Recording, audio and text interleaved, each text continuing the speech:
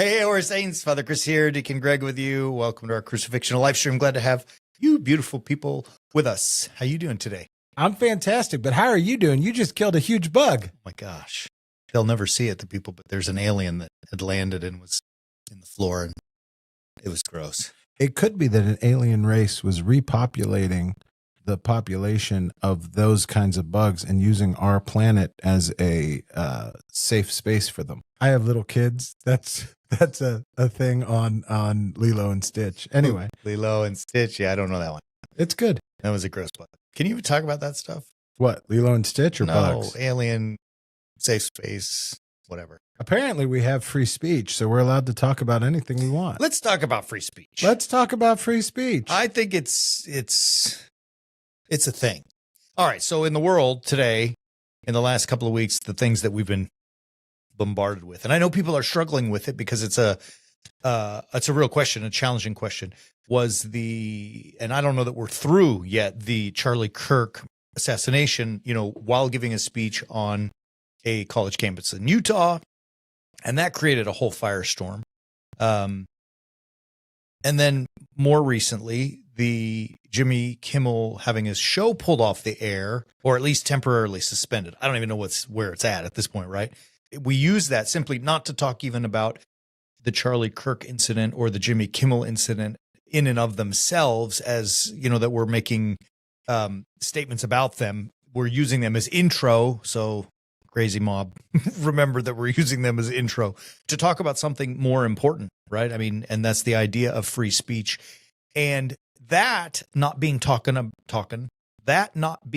about for the sense of a political approach to free speech, but for you, free speech. Gosh, I'm losing my words. But for you and I, as Christians, in the ability that we have in this country to freely speak about the gospel, right?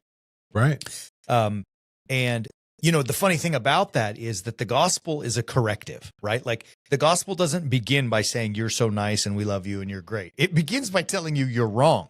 And so if its design is to ruffle feathers, yeah, then going back to the Charlie Kirk thing and the Jimmy Kimmel thing, which, ruffled feathers on one side of the world and the other, then if those are getting coming under fire, I mean, you better believe that the gospel of Jesus Christ is going to come under fire. Without question. I actually just went and looked up the First Amendment. Okay. And to read what it actually says. Yeah, love it. And it says, Congress shall make no law respecting an establishment of religion or prohibiting the free exercise thereof or abridging the freedom of speech or of the press or the right of the people peaceably to assemble and to petition the government for a redress of grievances. I feel like it's all wrapped up together. Yeah. This idea of freedom of speech, freedom of religion, whatever we want to call them, they're all together. Freedom of the press. And what seems to be happening is everyone is in favor of this idea, is in favor of free speech, as long as it's speech that they agree with. And I think that the assassination of Charlie Kirk, the Jimmy Kimmel stuff, like him being pulled off the air, all of it is just an expression of, if I don't like what you're saying, I'm going to do something about it because I don't agree with you. And somehow I'm the one that has to be the determining factor of what agrees with you or what doesn't. I'm somehow the one who is the summa of all things, and I am the pinnacle. I mean, it's narcissism. I am the pinnacle, so I get to determine what free speech looks like and what speech is allowed. Right. But the inherent idea of free speech is that you have to tolerate everybody's free speech. Yeah. You have to recognize everybody's freedom. So as a religion, as a church, like we have to be able to say what we say about certain topics without fear of retribution. Yeah. As a human being, we should be able to be doing those things. We should be able to, yeah. So, I mean, yes, the idea of free speech really, and here's the kicker, it's not about allowing people the freedom to say things that you like. Yeah. The challenge of it is the willingness to let people say things you don't like and to hear awful things, right? That's the whole point of free speech. I mean, and I know, again, the crazy mob is, you can't say that. Right. So let's break it apart. You read the First Amendment. As I see it, there are 3 parts to the First Amendment. Yeah. The first part is no law restricting establishment of religion or its free speech. So that's 1. Part 2 is abridging the freedom of speech or of the press. So the ability of people, not religious necessarily, but in the press and in the public sphere to speak freely. And then the third part is the people to assemble and, petition the government for a problem. Like, in other words, hey, you guys did this. We want to we want to have a march and say this is unjust or whatever. So religion and its free speech, press and its free speech, or the way it was written, free speech and the press, and then the people to assemble and, have a protest. A protest. Thank you. Gathering. Yeah, peaceful gathering.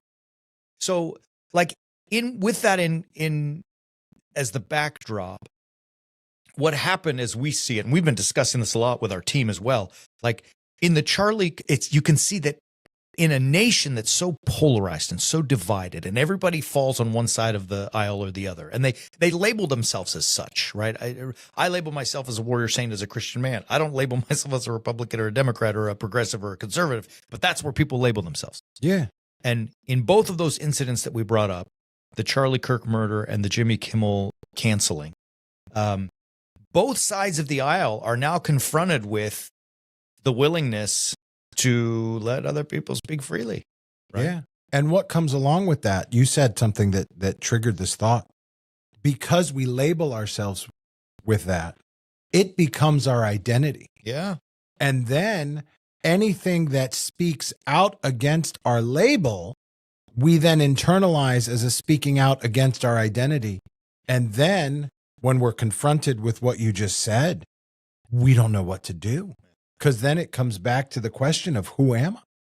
Like, if this is how I am defining myself, it comes back to the Jean Valjean syndrome. And we don't know who we are. We don't know what we're doing. We struggle to figure out, really, like, who am I? Yeah.